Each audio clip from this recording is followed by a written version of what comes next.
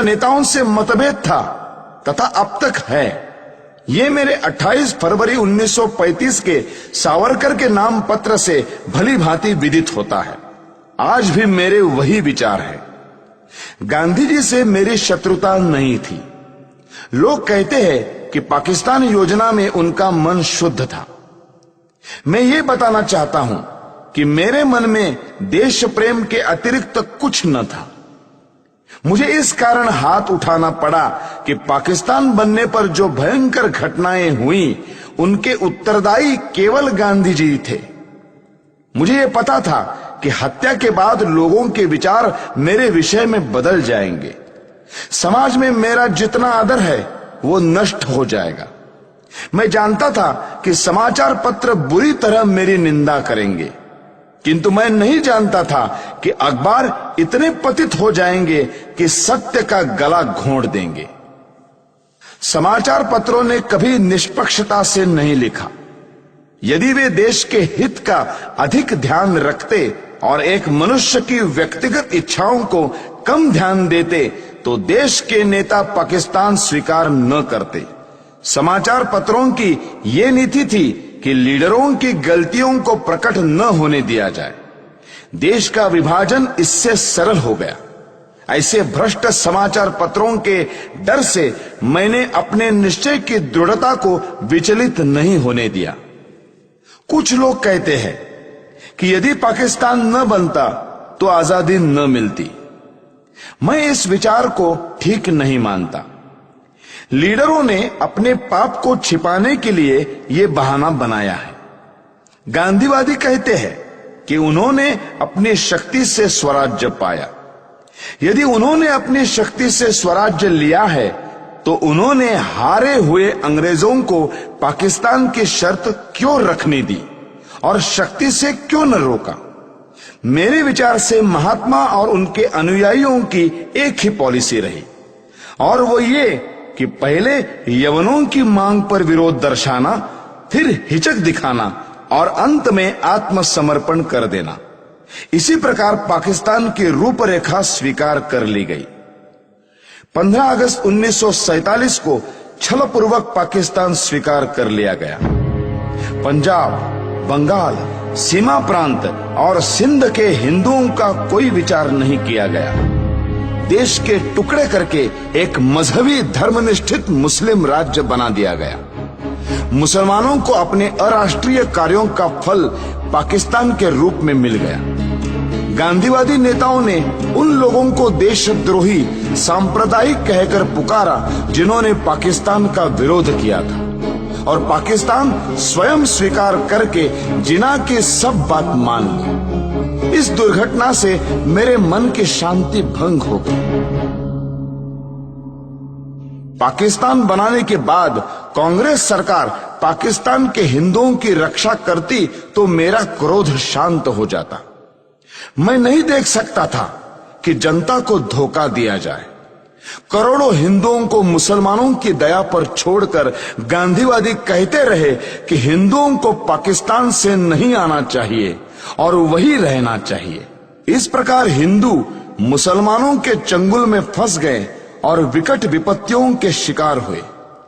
जब मुझे इन घटनाओं की याद आती है तो मैं कांप उठता हूं। प्रतिदिन सहस्त्रों हिंदुओं का संहार होता था। 15,000 सिखों को गोलियों से भून दिया गया। हिंदू स्त्रियों को नग्न करके जुलूस निकाले गए। उनको पशुओं की भांति बेचा गया।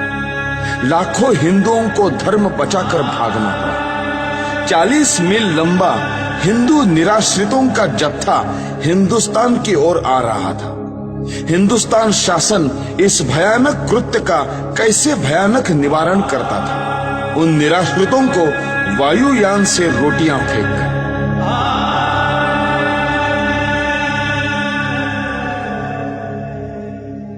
भारत सरकार पाकिस्तान से अत्याचार रोकने के लिए अनुरोध करती या धमकी देती कि यदि पाकिस्तान में अत्याचार बंद नहीं हुआ तो भारत में भी मुसलमानों की बुरी दशा होगी, तो इतने अत्याचार न होते। भारत सरकार गांधी जी के इशारों पर चलती थी और उसकी नीति कुछ और ही थी। यदि पाकिस्तान के हिंदुओं की रक्षा के लिए समाचार पत्र कुछ लिख देते थे तो यह अर्थ लिया जाता था कि वे हिंदू मुसलमान में मतभेद फैलाने का प्रयत्न कर रहे हैं।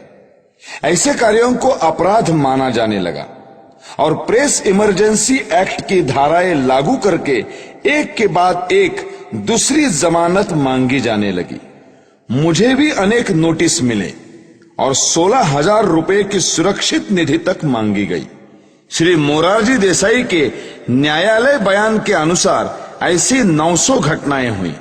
इतना ही नहीं, जब प्रेस प्रतिनिधि मंडल मोरारजी से मिलने गया तो उन्होंने उनकी एक न सुनी। इस प्रकार मुझे आशा न रही कि गांधीवादी कांग्रेस सरकार पर शांतिमय ढंग से दबाव डाला जा सकता है। जब इस प्रकार की घटनाएं हो रही थी तब पाकिस्तान या मुसलमानों के विरुद्ध गांधी जी ने एक भी शब्द नहीं कहा। हिंदू जाति और संस्कृति को मिटाने के लिए मुसलमानों ने जो अत्याचार किए उनका मूल कारण गांधी है।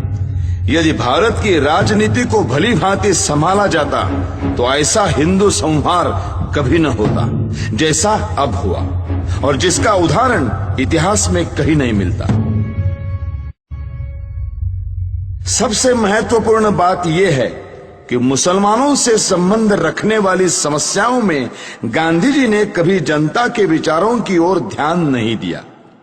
गांधी जी की अहिंसा की आड़ में इतना रक्तपात हो चुका था कि जनता पाकिस्तान के पक्ष में किसी भी विचार का स्वागत करने के लिए तैयार न थी। स्पष्ट था कि जब तक पाकिस्तान में धर्मांध मुसलमान राज्य है तब तक भारत में शांति नहीं हो सकती। फिर भी गांधी जी इस प्रकार का प्रचार कर रहे थे और इस तरह के विचार पाकिस्तान के पक्ष में फैला रहे थे जैसा कर सकने में कोई कट्टर लीगी नेता भी सफल न हो पाता। इन्हीं दिनों में उन्होंने आमरण अनशन की घोषणा करते हुए जो शर्तें रखी वे सब भी केवल हिंदुओं के विरुद्ध और मुसलमानों के पक्ष में थी। गांधी जी के अनशन की जो शर्तें थी उनमें पहली ये थी कि दिल्ली की मस्जिदों में रह रहे हिंदू शरणार्थियों को बाहर निकाला जाए और मस्जिदें मुसलमानों को सौंप दी जाए। गांधी जी ने अपनी शर्त सरकार और अन्य नेताओं को अनशन की धमकी देकर स्वीकार कराई। जिस दिन यह घटना हुई उस दिन मैं दिल्ली में था। मैंने देखा कि किस प्रकार गांधी जी की जिद को पूरा किया गया। वे शीत के दिन थे। गांधी जी ने अनशन खोला। उस दिन वर्षा हो रही थी। ऐसी असाधारण सर्दी और वर्षा में अच्छे स्थानों पर रहने वाले लोग भी कांप रहे थे। उस समय निराश्रित शरणार्थियों के कुटुंब मस्जिदों से सर्दी के मारे कांपते हुए निकाले गए। उनकी रक्षा का कोई प्रबंध नहीं किया गया। कुछ शरणार्थी जो कुटुंब और स्त्रियों सहित बिरला हाउस गए और उन्होंने नारे लगाए, गांधी जी हमें स्थान दो। उस भव्य भवन में रहने वाले गांधी तक उन निराश्रितों की आवाज नहीं पहुंच सकी। मैंने यह दृश्य अपनी आंखों से देखा जिसे देखकर कठोर से कठोर व्यक्ति का हृदय भी पिघल जाता। मेरे मस्तिष्क में इससे अनेक विचार आने लगे। मैंने सोचा कि क्या शरणार्थियों ने प्रसन्नता से इन मस्जिदों में डेरे डाले थे? नहीं, गांधी को भी उन स्थितियों का पूरा पता था जिनसे बाध्य होकर उन्हें अपने घर छोड़कर इन मस्जिदों की शरण लेनी पड़ी। पाकिस्तान में एक भी मंदिर या गुरुद्वारा सुरक्षित नहीं रहा। शरणार्थियों ने अपनी आंखों से देखा था कि किस प्रकार मुसलमानों ने केवल हिंदू मंदिरों और गुरुद्वारों को अपवित्र किया। जो हिंदू शरणार्थी दिल्ली शरण लेने के लिए आए थे उन्हें यहाँ कोई स्थान नहीं मिला। इसमें आश्चर्य की क्या बात है? यदि उन लोगों ने पेड़ों के नीचे और गली कूचों में न पड़े रहकर पंजाब में बीती हुई दुर्घटनाओं को स्मरण करके दिल्ली की व्यर्थ पड़ी मस्जिदों में शरण ली। मेरे विचार में इस प्रकार मस्जिदें मानवता की भलाई के लिए काम आ रही थी। गांधी जी ने यह निश्चय किया कि मस्जिदों को खाली कराया जाए वहां उनके रहने का दूसरा प्रबंध क्यों नहीं कराया? उन्होंने पाकिस्तान के मंदिर हिंदुओं को सौंपने की मांग क्यों नहीं की? जिससे पता चलता कि गांधी वस्तुतः अहिंसा के पुजारी है, हिंदू मुस्लिम एकता के इच्छुक है और उनमें निष्पक्ष आत्मशक्ति है। गांधी ने पूरी चालाकी की और अपने अनशन को खोलने के लिए पाकिस्तान के लिए एक भी शर्त न रखी। यदि वे रखते तो संसार देखता कि गांधी जी अनशन करते हुए स्वर्ग सिधार जाते और पाकिस्तान के एक भी मुसलमान को लेश मात्र दुख न होता। उन्होंने अपने अनुभव से देख लिया था कि उनके व्रत का जिना पर कोई प्रभाव नहीं पड़ता और लीग उनकी आत्मशक्ति की परवाह नहीं करती। अंत में यह कहना अनुचित न होगा कि गांधी के फूल यानी अस्थि भारत और विदेशों की बहुत सी नदियों में बहाए गए, परंतु यह अस्थि पाकिस्तान की सिंधु नदी में नहीं बहाई जा सकी। इस संबंध में पाकिस्तान में भारत के राजदूत श्रीयुत श्री प्रकाश जी का प्रयत्न निष्फल रहा। अब 55 करोड़ रुपयों की बात लीजिए। उप प्रधानमंत्री का निवेदन देखिए। गांधी जी ने स्वयं कहा है कि किसी गवर्नमेंट से उसका निर्णय बदलवाना कठिन हो जाता है, लेकिन भारत सरकार ने गांधी जी के अनशन के कारण पाकिस्तान को 55 करोड़ रुपए न देने का अपना निर्णय बदल दिया। गांधी जी का 21 जनवरी 1948 का प्रार्थना प्रवचन देखिए। सरकार ने 55 करोड़ रुपए न देने का निर्णय जनता के प्रतिनिधि होने के नाते किया था, लेकिन गांधी जी के अनशन ने इस निर्णय को बदल दिया। तब मुझे यह ज्ञात हुआ कि गांधी जी की पाकिस्तान परस्ती के आगे जनता के मत का कोई महत्व नहीं है। अपने प्रतिवृत्त के पहले खंड के पृष्ठ 143 पर न्यायमूर्ति कपूर ने उस समय वृत्तपत्रों में छपी प्रक्रिया का एक उदाहरण दिया है। अनुच्छेद 12A-45 इस प्रकार है। बंबई के साप्ताहिक नेशनल गार्डियन ने अपने 17 जनवरी 1947 के अंक में नेहरू शासन से हिंदुस्तान की घोर वंचना, पाकिस्तान धौंस से जो पा न सका वो गांधी जी के हट्टाग्रह से पा सका, इस शीर्षक के नीचे दिया था, अपने राष्ट्रीय जनों का जिससे नरसंहार होगा वो पैसे देने का कृत्य हम नहीं करेंगे। ऐसी गर्जना चल रही थी और सरदार वल्लभ भाई के धौंस को और दबाव में भीख नहीं डालेंगे, ऐसे वीरत्व के शब्द सुनने में आते थे। इतने में ही गांधी ने अनशन करके पाकिस्तान को करोड़ों रुपए देने को नेहरू शासन को बाध्य किया। 55 करोड़ प्रदान की स्वीकृति से लोग कैसे प्रक्षुब्ध थे, इसका ये उदाहरण है। मुसलमानों ने स्वतंत्रता आंदोलन का विरोध किया, इसीलिए पाकिस्तान बना। जिन्होंने पाकिस्तान का पक्ष लिया उनको पांचवें स्तंभी कहा गया है, उनकी निंदा की गई है। परंतु मेरी दृष्टि में गांधी जी ने पाकिस्तान का पक्ष सबसे अधिक लिया और कोई शक्ति उनको रोक नहीं सकी। इस स्थिति में हिंदुओं को मुसलमानों के अत्याचारों से बचाने का एक ही उपाय था कि गांधी का अंत कर दिया जाए। गांधी जी राष्ट्रपिता के नाम से पुकारे जाते हैं, जो अत्यंत सम्मान का पद है, पर वे पिता का कर्तव्य पालन करने में असफल रहे। उन्होंने तो बड़ी निर्दयता से राष्ट्र के 2 टुकड़े कर दिए। यदि वे सच्ची आत्मा से पाकिस्तान का विरोध करते तो लीग कभी भी इतनी सुदृढ़ता से ये मांग न रख पाती और अंग्रेज पूर्ण प्रयत्न करके भी इसे न बना पाते। देश की जनता पाकिस्तान बनाने की घोर विरोधी थी, पर गांधी जी ने जनता को धोखा दिया और मुसलमानों के पाकिस्तान का पिता सिद्ध किया है।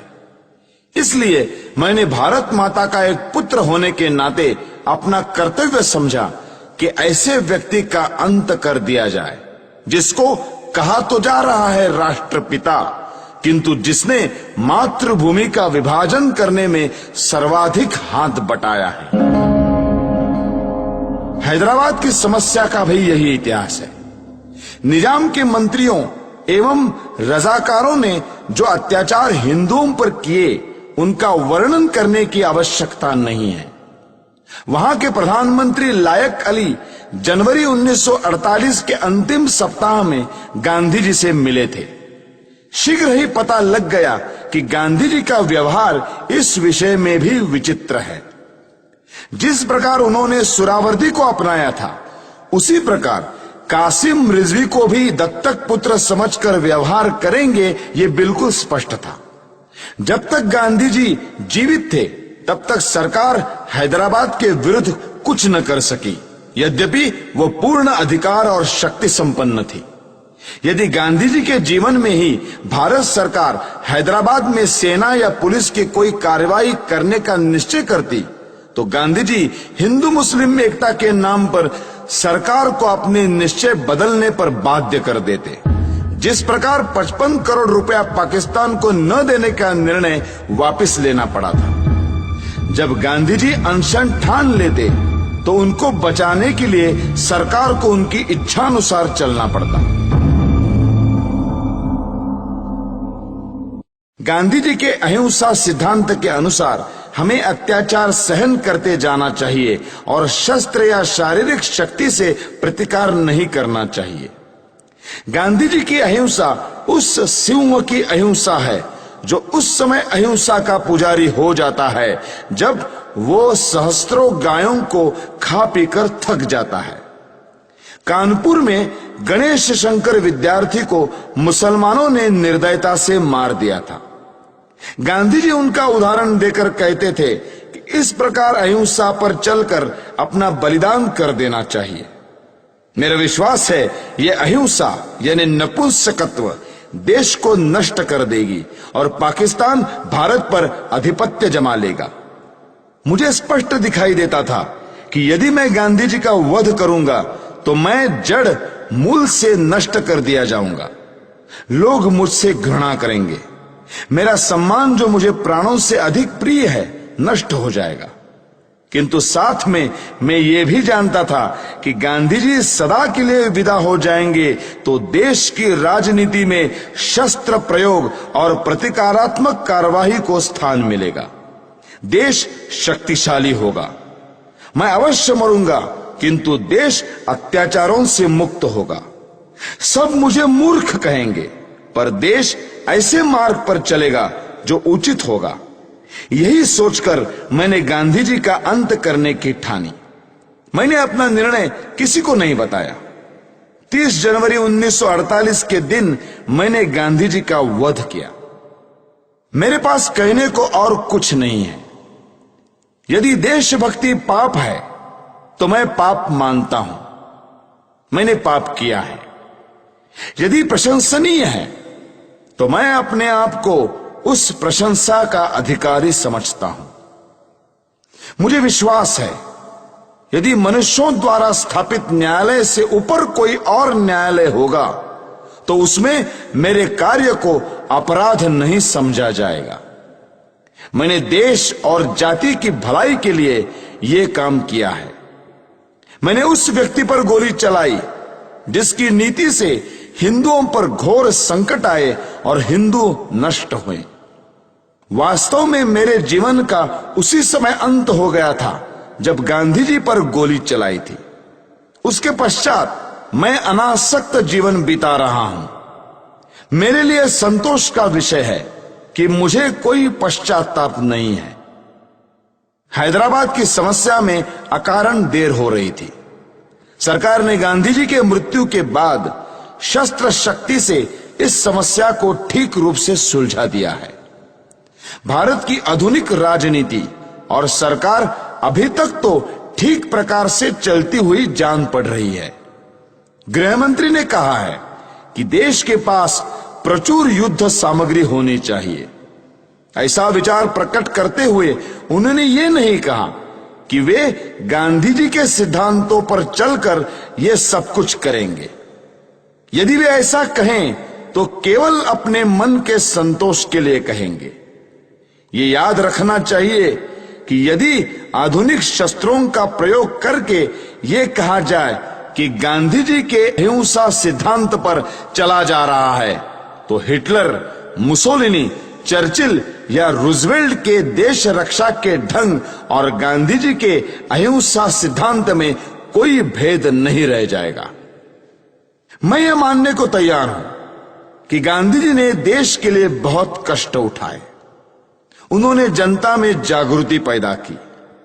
उन्होंने स्वार्थवश कुछ नहीं किया, परंतु दुख यह है कि वे इतने ईमानदार नहीं थे कि अहिंसा की हार को स्वीकार कर लेते। मैंने दूसरे भारतीय देशभक्तों और नेताओं के भी चरित्र पढ़े हैं जिन्होंने गांधी जी से अधिक बलिदान किए हैं। कुछ भी हो, गांधी जी ने देश की जो सेवा की है उसके लिए मैं उनका आदर करता हूं। उन पर गोली चलाने के पूर्व मैं उनके सम्मान में इसीलिए नतमस्तक हुआ था, किंतु जनता को धोखा देकर पूज्य मातृभूमि के विभाजन का अधिकार किसी बड़े से बड़े महात्मा को नहीं है।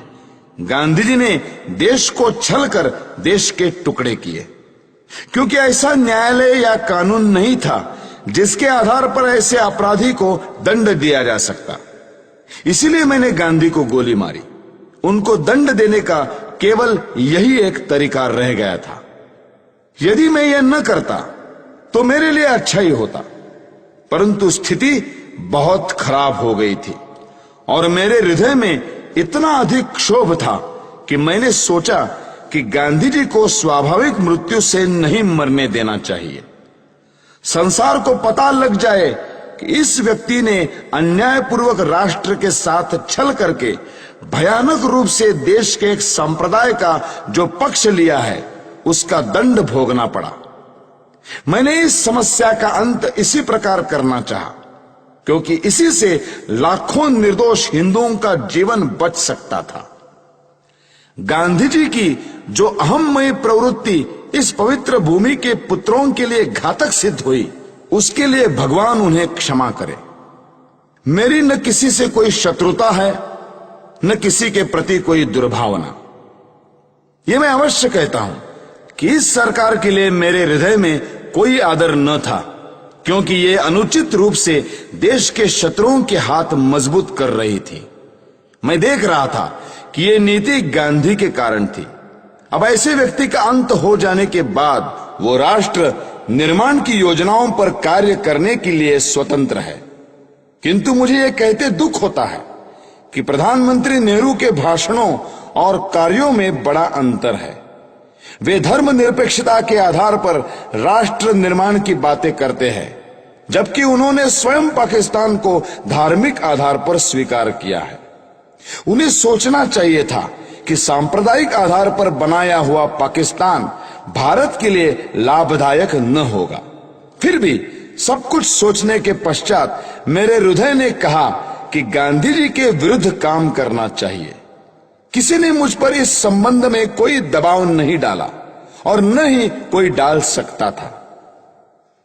आप मेरी इस भावना को जिस प्रकार देखना चाहे देखें, और इस भावना के परिणाम स्वरूप मेरे किए हुए इस कार्य को देखकर जो दंड उचित समझे दें। इस विषय में कुछ कहने की मेरी इच्छा नहीं है।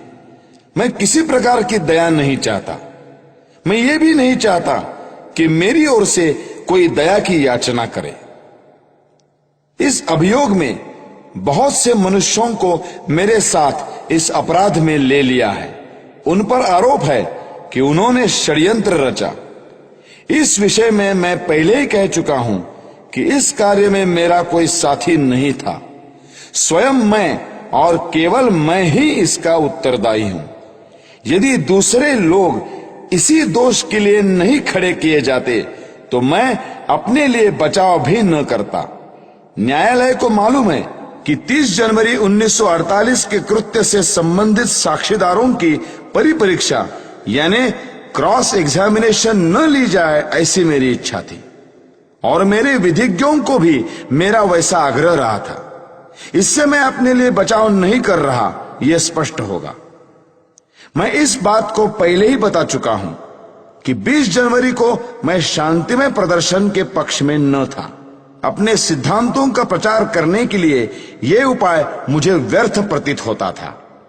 फिर भी मैंने प्रार्थना सभा में होने वाले उस प्रदर्शन में सम्मिलित होना स्वीकार कर लिया। यद्यपि इसमें सम्मिलित होने की मेरी आंतरिक इच्छा न थी। दैव योग से मैं उसमें सम्मिलित न हो सका और किसी कारण से जब यह प्रयत्न सफल भी नहीं हुआ तब मुझे बड़ी निराशा हुई। आप्टे और अन्य लोगों ने पूना, बंबई, ग्वालियर में स्वयं सेवकों के लिए जो परिश्रम किया था उसका कुछ भी फल नहीं निकला। तब गांधी जी के वध के अतिरिक्त मेरे लिए दूसरा मार्ग नहीं रह गया था। इन्हीं विचारों में खोया हुआ जब मैं दिल्ली के शरणार्थी कैंप में घूम रहा था तो मुझे एक फोटोग्राफर मिला जिसकी कमर में कैमरा लटक रहा था। उसने मुझे फोटो उतरवाने के लिए कहा। वो शरणार्थी ही प्रतीत होता था। मैंने फोटो खिंचवा लिया। जिस समय मैं स्टेशन पर आया मैंने आप्टे को 2 पत्र लिखे जिसमें अपनी मानसिक दशा का वर्णन किया और अपने फोटो भी भेज दिए। नानाराव आप्टे से प्रेस और पत्र के क्षेत्र में मुझसे घनिष्ठ संबंध थे।